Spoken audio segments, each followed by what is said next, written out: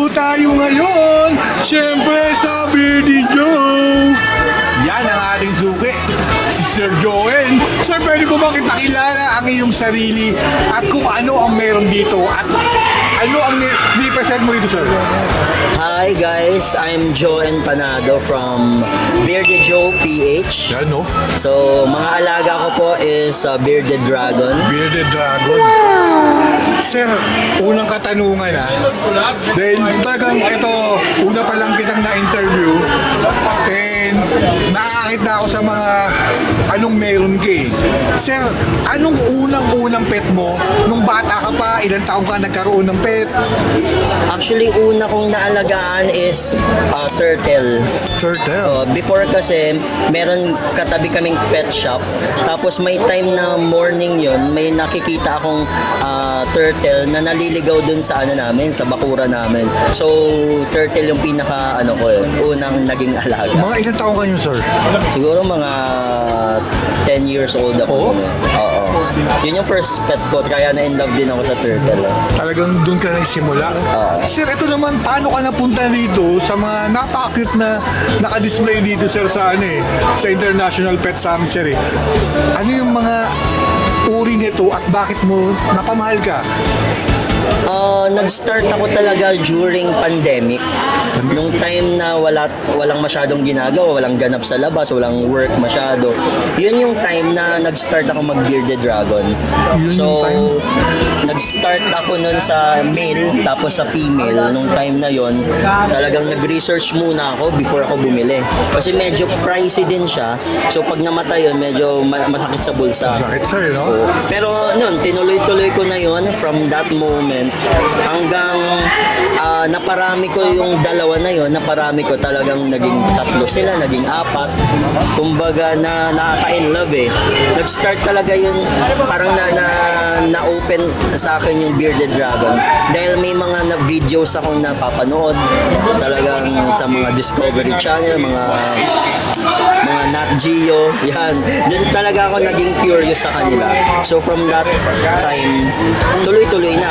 Sinearch ko yung morph nila, yung mga different colors, kung paano din sila alagaan, kung paano yung ginagawa para paramihin sila. So yun, doon na nag-start. So bago siguro, more or less mga 2018, nag-start talaga ako. Sir, nung nagkukwento ka, alam mo bang naisip ko yung kabataan ko rin na 12 years old ako? Kasi, tayo kalapati tayo yun, mga bandang 1986 to 88. Alam mo yun? Yung sinabi mo kanina na nagsimula ka sa dalawa. Sir, ganun din ako, nagsimula ako sa dalawa.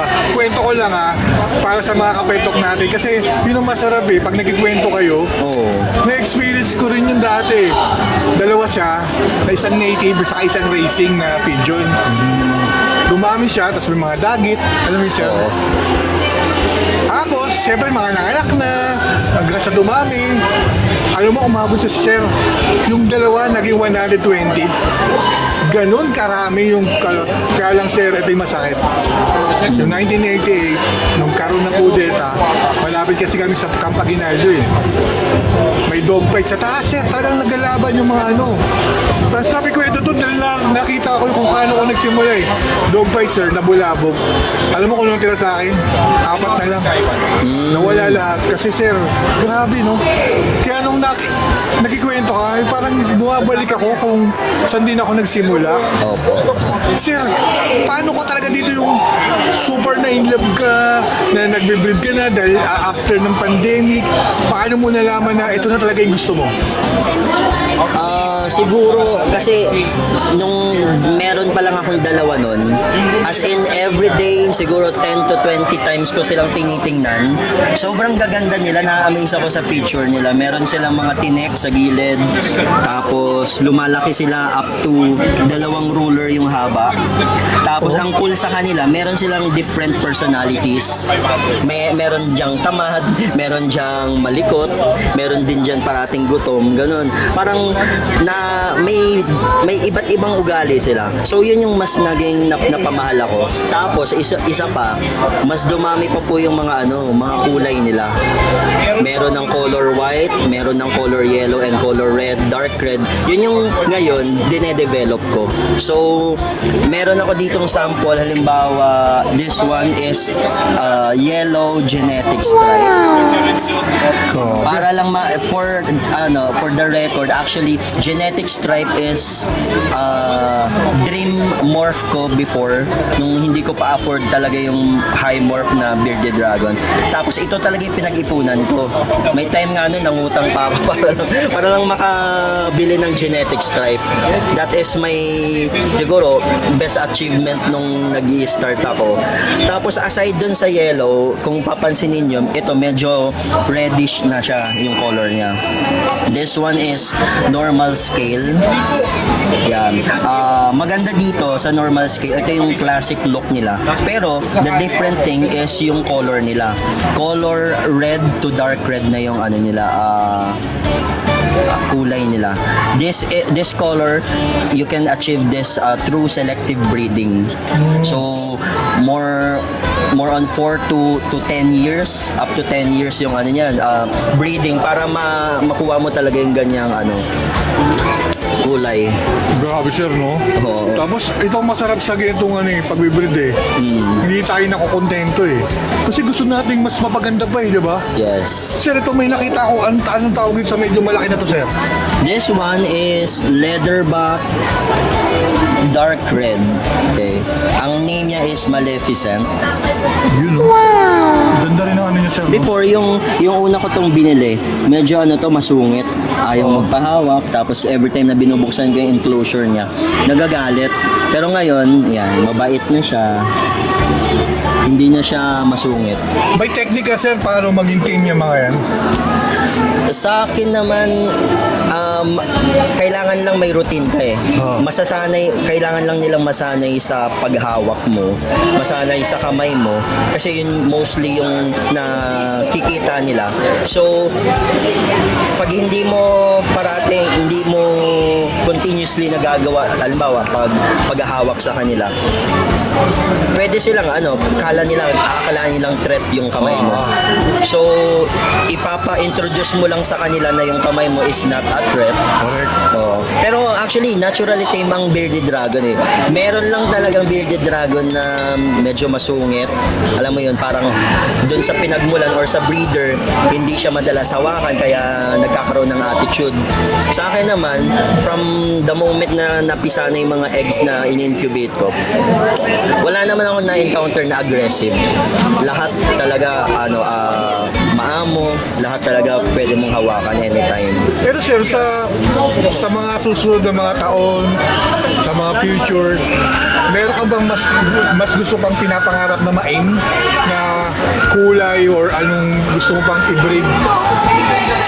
Actually, yun yung maganda sa genetics Parang sa ngayon, hindi pa natin lubos na nahuhukay kung ano pa yung meron, ano pa yung pwede nating ma-discover in terms of genetics. And yun yung doon ako nagpo-focus ngayon. Talagang hindi naman kasi ako breed lang ng breed Pero at the same time, I do my best na ma-pick or ma-select yung mga best of the best when it comes to quality, when it comes to color.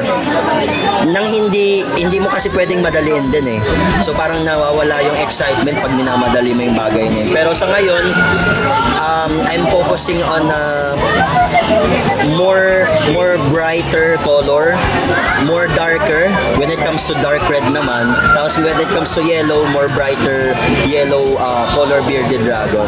So sa ganun, nagpo-focus pa rin ako sa ganong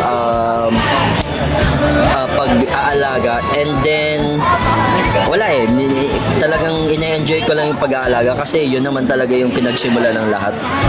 Sir, siyempre, kahit naman na hindi ko naman nakikita yung mga galawan yung araw-araw, lalo na sa mga event ito, siyempre alam ko marami rin nag-idolize sa sa'yo.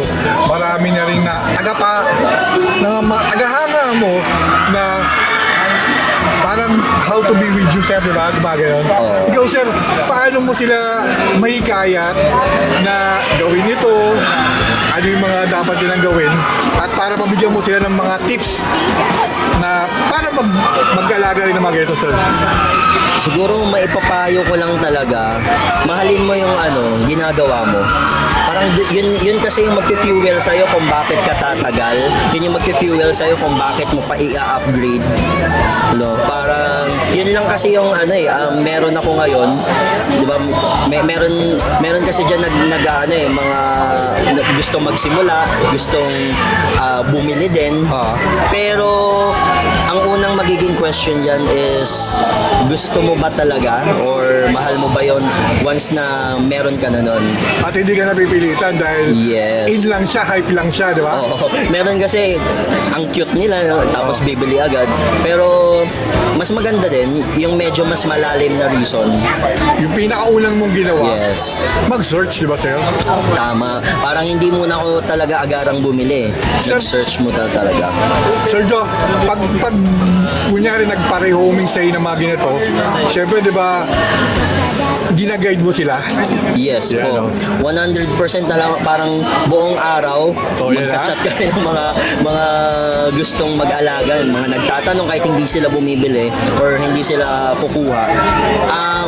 Open naman tayo doon kasi for me, yun din yung natutunan ko sa sa nag-guide sa akin before parang hindi siya naging madamot. Never siyang nagreklamo sa mga questions ko. So, sa ngayon, ganun din yung ginagawa ko sa mga taong nagme-message sa Facebook, sa mga page namin. And through sa ganong way, parang alam mo yun, mas exciting pa mag-alaga. At the same time, hindi ka nagiging madamot kasi sa sa learnings. Yun yung maganda sa Kasi ngayon, sobrang daming nagtatanong sa page, ano po yung ganito, ano po tawag dyan. So, syempre tayo, excited tayong to answer their question. And through that, mas napapalawak pa yung yung community ng Bearded Dragon. Correct. Yes. Sir, kasi galing ka dun eh. Di ba? Doon ka rin nagsimula eh. Yes. Sir, siyempre, nandito tayo sa International Pet Summit 2026. Ano yung kahalagahan nito na nandito yung booth mo, sir?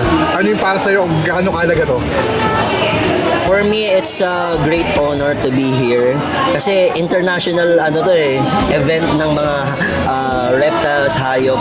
And mahalaga na nakaka-attend ako dito sa mga ganitong event kasi dito ko na-showcase yung ganda ng mga bearded dragon, yung mga alaga ko. And at the same time, yung mga taong nakakausap ko, lately nagiging kaibigan ko. Yun yung very alam mo yung pwede mong i-treasure kahit na hindi naman sila bumili or kahit na hindi naman sila nag-acquire sa'yo ng something.